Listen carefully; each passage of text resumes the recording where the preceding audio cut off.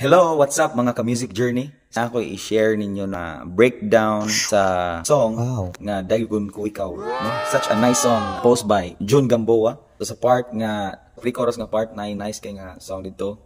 Nga murag nilubad siya. Chords niya is C sharp major 7 siya. Nga dayon ni-open siya to C, no? Sa 5, which is 5 chord sa key of F. So akong gibuhat is mao ni. Melody is mao ni. Alto 1, mao ni. Alto 2. Nya dayon soprano. So mao ni akong gibuhat. So kung gidungan tanan. So ato nga part sa pre-chorus. So listen guys. Paminawon ninyo.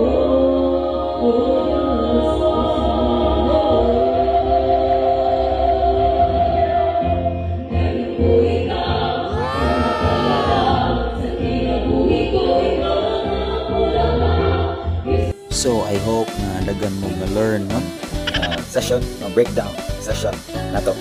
Di chords na guys, di makita ra nimo sa chords sa keyboard na siya nakuha mga voices, no? So mo nang gingon nga ako encourage niyo nga be creative and explore, no? Explore and enjoy.